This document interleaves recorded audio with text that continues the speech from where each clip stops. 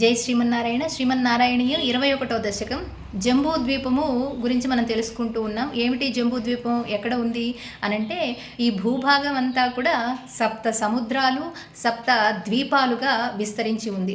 ఆ ద్వీపాలలో కూడా మళ్ళీ 9 ఖండాలుగా భూభాగం అంతా కూడా విస్తరించి ఉన్నది అని గతంలో తెలుసుకున్నాం. ఇక్కడ మనకి జంబూద్వీపము అని పిలువబడేటటువంటి భూభాగానికి మధ్యలో ఉన్నటువంటి దాన్ని ఇలావృత వర్షము అంటారు అని చెప్పుకున్నాం గత శ్లోకాల్లో. ఆ ఇలావృత వర్షంలో కూడా మధ్యలో ఉన్నటువంటి పర్వతము మేరు పర్వతము. ప్రతి ఒక్క వర్షానికి కూడా సరిహద్దులుగా పర్వతాలు ఉన్నాయి, 8 పర్వతాల చొప్పున. ఇప్పుడు మనం గతంలో చెప్పుకున్నటువంటి ఈ మధ్యలో ఉన్నటువంటి మేరు పర్వతానికి ఉత్తరంగా దక్షిణంగా తూర్పు పడమరలుగా ఉన్నటువంటి భూభాగాల పేర్లు కూడా చెప్పుకున్నాం.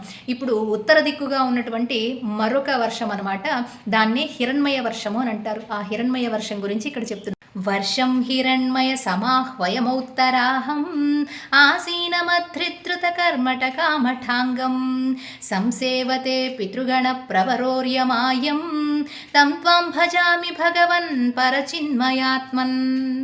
పరచిన్మయాత్మన్, పరమాత్మ స్వరూపుడమైనటువంటి హే భగవన్.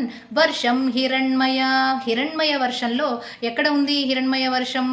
సమాహ్వయము మౌత్తరాహం, ఉత్తర దిక్కున ఉన్నటువంటి ఈ వర్షం హిరణ్మయ వర్షం. అక్కడ ఆసీనమధృత, అధృత అద్రిని ఉద్ధరించినటువంటి, ఎక్కడి నుంచి? ఏ అద్రిని అంటే సముద్రంలో క్షీరసాగర మథనం జరుగుతున్నప్పుడు మందర పర్వతాన్ని ఉద్ధరించి అది చిలుకుతూ ఉన్నప్పుడు రాపిడికి గురయ్యి పర్వతం కూడా లోపలికి దిగిపోతూ ఉంటే అప్పుడు భగవంతుడు కూర్మ రూపంలో ఆ మందర పర్వతాన్ని ఎట్లా అయితే ఉద్ధరించావో, పైకి ఎత్తి ఉద్ధరించావో, కర్మఠ కామఠాంగం, నిష్టగా చేశాడట భగవంతుడు ఆ దివ్యమైనటువంటి లీలని. సంసేవతే, అటువంటి భగవన్ నిన్ను సేవిస్తూ ఉంటారయ్యా ఎవరు? పితృగణ ప్రవరః, పితృదేవతలలో అధిపతి అయినటువంటి అర్యమాయం, అతిథి కుమారుడైనటువంటి అర్యముడు, ద్వాదశ ఆదిత్యుల్లో ఒకళ్ళు అనమాట. ఆయన తం త్వాం భజామి భగవన్, నిన్ను సేవిస్తూ ఉంటారయ్యా. పరచిన్మయాత్మన్ అంటున్నారు నారాయణ భట్టతిరి.